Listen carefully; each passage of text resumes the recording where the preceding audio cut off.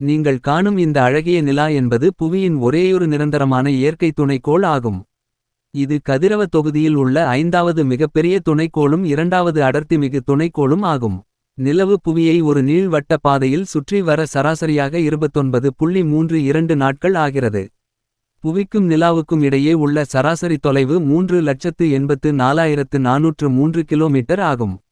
ஈர்ப்பு விசை பூட்டல் காரணமாக நிலவு புவியை நோக்கி எப்போதும் ஒரு பக்கத்தையே காட்டுகின்றது. இந்த பக்கத்தில் வெளிச்சமான உயர்நிலங்களுக்கும் விண்கல் வீழ் பள்ளங்களுக்கும் இடையே பல எரிமலைசார் சமநிலங்கள் உள்ளன.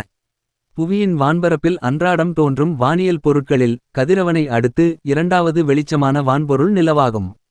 இது மிகவும் வெண்மையாக தெரிந்தாலும் இதன் தரைப்பகுதி உண்மையில் இருட்டாகவே உள்ளது. அசுபால்ட்டை விட சற்றே கூடிய ஒளிர்வே உள்ளது. புவியிலிருந்து மிக தெளிவாக தெரிவதாலும் முறைதவறா பிறை சுழற்சியாலும் தொன்மை காலத்திலிருந்தே மனித சமூகத்தின் பண்பாட்டு கூறுகளில் இலக்கியம், நாட்காட்டிகள், கலை, தெய்வங்கள் என இவைகளில் நிலவு மிகுந்த தாக்கம் ஏற்படுத்தி உள்ளது. நிலவின் ஈர்ப்புவிசை தாக்கத்தால் ஓதங்களும் நாள் நீள்வதும் ஏற்படுகின்றன. புவியின் விட்டத்தைப் போல 30 மடங்கு தொலைவில் நிலவின் சுற்றுப்பாதை அமைந்திருப்பதால் வானத்தில் சூரியனின் அளவும் நிலவின் அளவும் ஒன்றே போல காட்சியளிக்கின்றன. இவ்வாறு அமைந்தது மிகவும் தற்செயலானதாகும். இதனால் முழுமையான சூரிய கிரகணத்தின் போது சூரியனை நிலவினால் முழுவதுமாக மறைக்க இயலுகின்றது. புவிக்கும் நிலவிற்கும் இடையேயான நேரோட்ட தொலைவு தற்போது ஆண்டுக்கு 3.82 அல்லது -0.07 சென்டிமீட்டர் அளவில் கூடிக்கொண்டு வருகின்றது. ஆனால் இந்த கூடும் வீதம் நிலையாக இல்லை.